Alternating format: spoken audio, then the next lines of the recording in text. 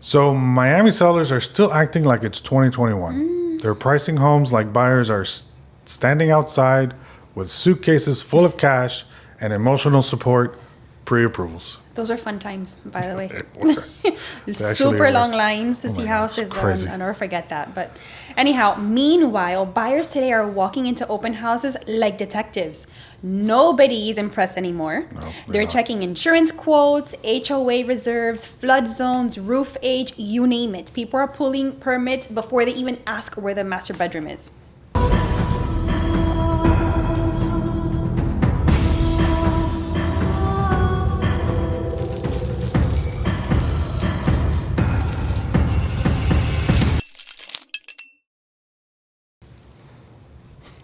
Crazy. That's so funny.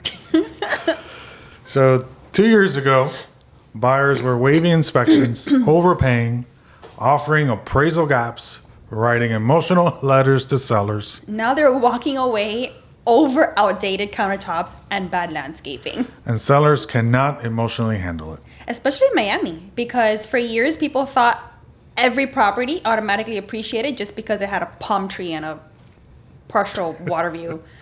Exactly. So people were listing basic properties like they were ultra luxury.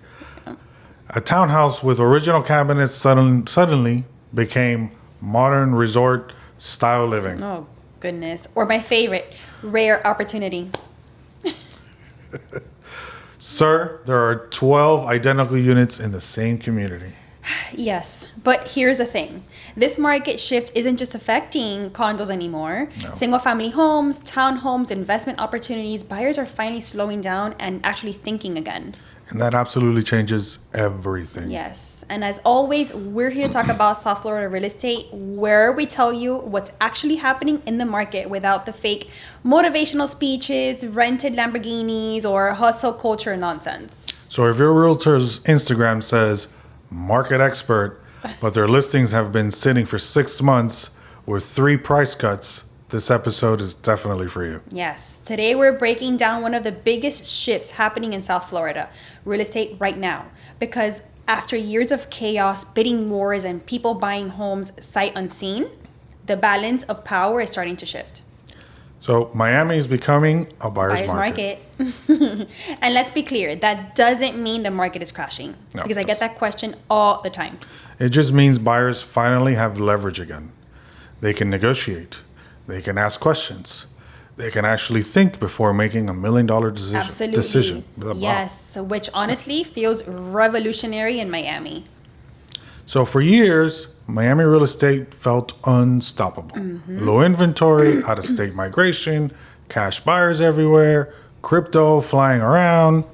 People moving from California, New York, Chicago. Everywhere. Everybody wanted sunshine, lower taxes, and waterfront Instagram lifestyle.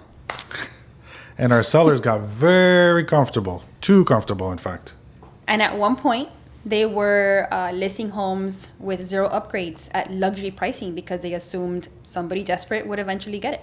And sometimes they did. Yep. Sometimes they did. Sometimes it didn't, but now we're seeing inventory rise across multiple price points. Homes are sitting longer, buyers have more options, they're getting options, seller concessions. That's the key right there. They had options. Yes, and when buyers feel pressure and scarcity, they panic. When they have choices, they become critical. And now buyers are comparing everything. They're looking at townhomes versus single family homes. They're comparing insurance costs. They're calculating commute times. They're negotiating again. Which is the phrase Miami sellers absolutely hate hearing. Price reduction. The phrase hits Miami sellers harder than a hurricane warning. Hurricane warning. I like that analogy. Incoming! You can literally feel the emotional damage every time Zillow sends that notification. I get those too, by the way. I know, I get them a lot. Yeah, I like perusing through there. Anyway, and here's a reality nobody wants to say, right? Out loud. Pricing strategy matters. So, condos are still where most of the drama is happening. Florida condo owners are opening HOA emails with the same fear people open IRS letters. So between reserve requirements, insurance increases, recertifications, and special assessments, some owners are getting absolutely crushed financially. Yes, and buyers are finally paying attention to the real cost of ownership. Yeah, it's no longer just what's my mortgage payment. Yeah, no. Now it's what's the HOA fee? What's the insurance? Are there pending assessments? How old is the building? Right? Because now we're scared of the 40-year recertification and the 50-year recertification. Has it passed? And all the documents that come with that. Yes, sir. But here's what's interesting. Can't even speak. Because of all of this condo uncertainty, a lot of buyers are pivoting towards townhomes and single-family homes instead of, the condo world. Right, especially the families. Exactly. Buyers with kids want stability. They want predictable expenses. They want a backyard. They want parking without paying valet fees or walking down the street because there isn't enough guest parking and service fees and elevator fees and emotional damage fees and you name all of damage fees. So townhomes have become more attractive, right? Because they sit kind of in the middle. They're not a condo, but they're not a single family. And I feel like it's a little bit safer with the HOA, right? Like the likelihood of a special assessment coming in is more likely not going to happen. Usually. Unless it's a condo HOA, but for the most part, they're homeowners associations and lot and block. So it doesn't really pertain to that. But anyway, you get more space than a condo. It's less maintenance in a house and usually lower HOA drama. Right. Hopefully. Usually. You know what's really changed? Buyers aren't desperate anymore? Exactly. During the frenzy years, buyers were making decisions out of fear of possibly losing the home because they really fell in love with the home and they were, like you said earlier, offering over appraisal out of pocket. So now the home appraised for, $400,000.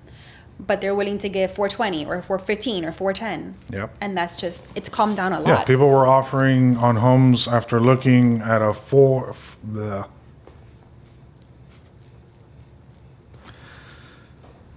People were offering on homes after looking at 4 blurry iPhone photos and 1 drone shot with a cinematic music behind it. Yeah, now buyers are taking their time.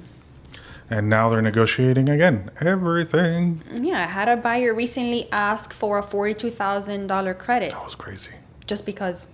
There's I want this much. Yeah. It was ridiculous. No.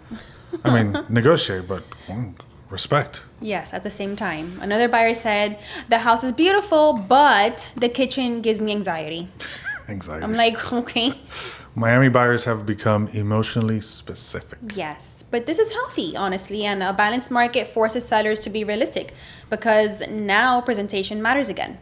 And conditions matter, pricing matters, marketing matters. Yeah, you can't just throw a property online with bad lighting and pray anymore. Yeah, it's not working that way anymore, right? It's so not.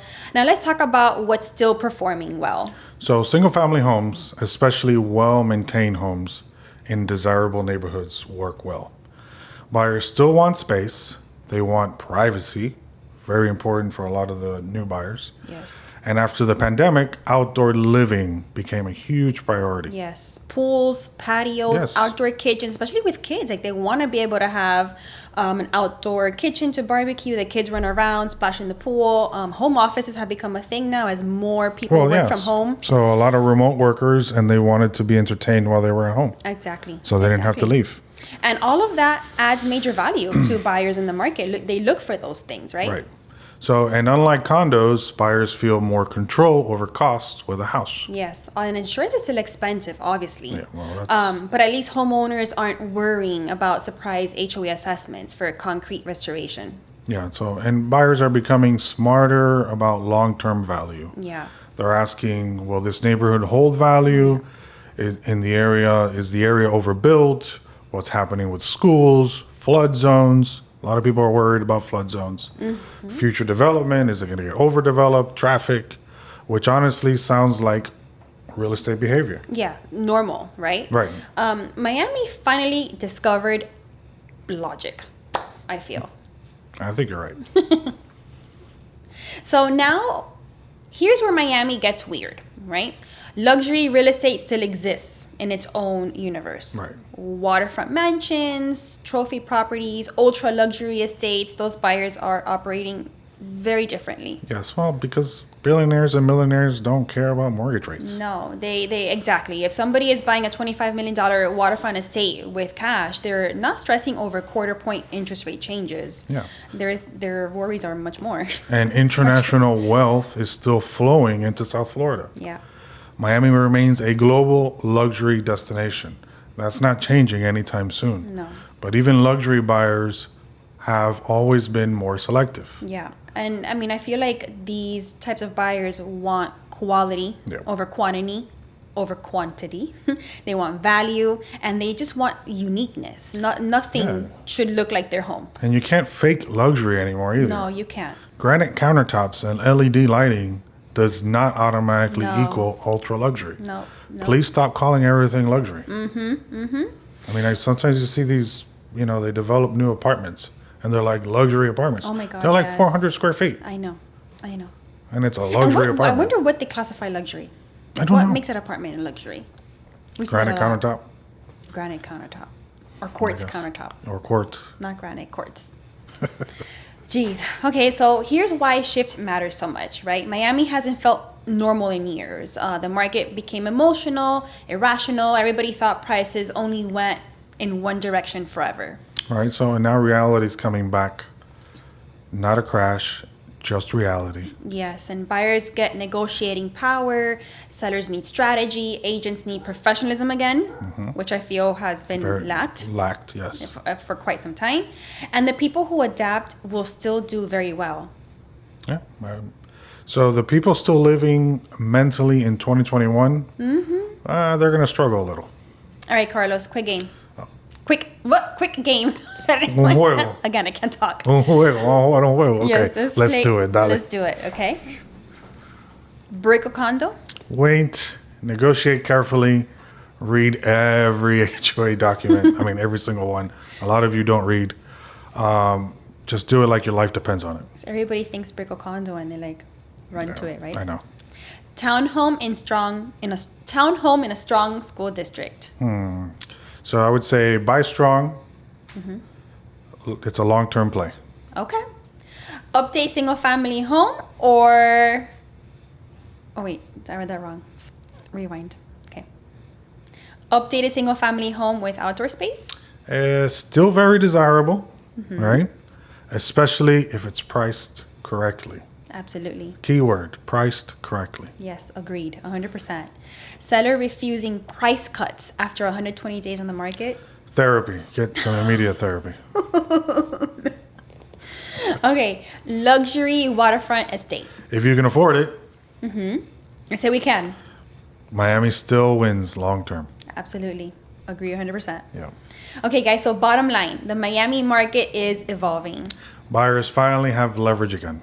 And sellers actually need strategy now. Yeah. And realtors may need to stop describing everything listing as stunning luxury. Yes, please. And if the kitchen still has fluorescent lighting from 1994, It's not luxury, Brenda. this market shift doesn't mean panic. It means opportunity.